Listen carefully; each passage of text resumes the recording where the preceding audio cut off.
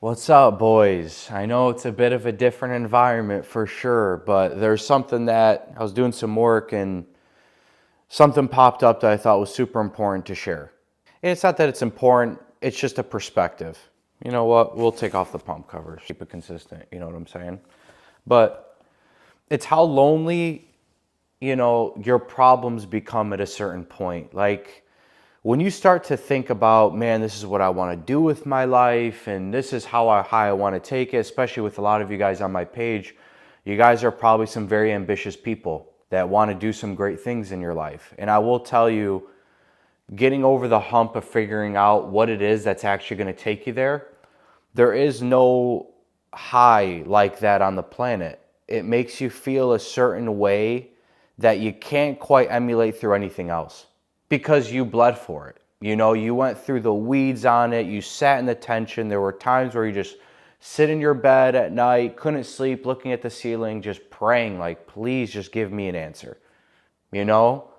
And it's unbelievable, but when you get over that hurdle and you're like, oh my gosh, this is it, you can just tune out everything. It doesn't matter if, the craziest, most fun time is happening. All you want to do is that work because you know how much you bled for it. For years and years and years, you've been trying to find what it is and you found it.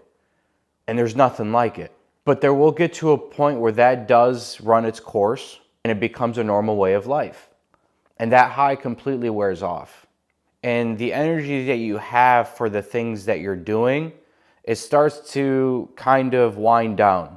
And that's why I talk to you guys a lot about that are starting almost at step one. Don't lean in on discipline, because now I'm at a point where I have to lean in on discipline more so than I ever have, right? And when you get started, you think you need all this discipline, but truthfully, you don't. Because you should just kind of be trying to find all of these things that you're doing. You're trying to find it with everything that you have. And that process, although is the most grueling thing, there is no amount of tension that can describe that situation. So understand, I know what that's like. I bled for it. This is finally something I have found that is working for me. And I'm good at it. And I'm great. I can tell I have a natural talent for it. I have a bunch of energy for it. And you take it even a step further, you'll get to a point where you find it and it's the greatest thing ever. But then there comes a point where, and this is how I'm feeling right now, so you guys are getting it in real time, farm to table, you're so alone in the problems that you have. You're alone. Because no matter what, instinctually, we all know, man, I want to be that guy. I want to be on top of the mountain and I want to be one of the best to ever do it, regardless of what game you decide to play. But that inherently means that it's not just even people in your life. You're not going to have as many people in your life, right? Because you're just going to be naturally geared towards this thing and you're not going to see eye to eye with people that you used to see eye to eye with. Company that you used to enjoy isn't as enjoyable anymore because you're so on your shit. But taking it a step further, there is no one that you can outsource your decision making to. There's really nobody that can answer the problems that you have because you have completely relied on yourself. And that doesn't mean you don't have people helping you out with certain parts of a business or, whatever you're doing, you're going to have help here and there. But when it comes to the real decisions that really make a damn difference, that's on you because you've assumed that role. You signed that contract that said, this is what I want and this is what I'm going to have. But there's downsides to everything and there's upsides to anything. It works both ways. And one of the downsides is there's no one that you can call. You're tired, you're exhausted. There's no one. You can't show weakness sometimes, especially if you have people working with you. It's impossible because you are the beacon of light. You are the source of inspiration because you've assumed that role and that is something that you want. It's not on anyone else to comfort you or nurture you. It's on you to do that for yourself. But that doesn't mean it's not hard. You have 18 different things in your mind and they're all equally as important as the other. What do? You can call whoever. They're not going to understand the problems that you have. They're not going to have the answers to your problems. And they're not. And that part, I'm telling you right now, I think a lot of people struggle with this because they don't realize that that downside is something that it's like a hole in your soul, if that makes any sense. Because if you're used to anything and used to having people around you, you're not used to having to carry that burden. But I've always said, I think the way that my brain works is why I'm able to do this, because I've always kind of lived in this place. And the downside is going to be the downside whether I didn't have it or not. That's the truth. This is always going to be a downside of me. Even when I had an abundance of people around me in my life that I would, like being a social butterfly, people call it that thing. But point is like you're just hanging out with a lot of people. It doesn't matter if you're surrounded by 100 people. You'll have a conversation where like it's not doing anything for your heart. It's not filling you up. You're just kind of doing what's needed on a piece of paper. It's like, oh, we'll go do this fun thing. We'll go do that fun thing. And it's funny, like I've always known inherently like a lot of the entertainment that I used to consume myself with was as a result of me trying to escape the reality of my situation. That's the truth. Going out, watching, TV, having fun, going on vacations, all of these things. It's unbelievable, but I don't care to do any of those things anymore. They sound awful. It's because I'm not trying to escape reality, And that's the things I've bled for. It's because I know inherently I was trying to distract myself. What was I trying to escape? Why do I have to put on the TV? Why do I have to go on this, X amount of vacations a year? A lot of people operate that way where it's like, I got to go, I got to get away. What am I trying to escape? What am I running from? And some people are like, no, I just want to go see a different environment. But I think we all inherently know it's like I'll set a vacation time and that way I have something to look forward to and it gets me through the rough days and that way I have that and then it's a week of escaping reality, then it's back to hell. That's why a lot of people get really sad when they leave a vacation, is because they understand like, well, back to reality. And in my head, I'm like, why does life have to be lived that way?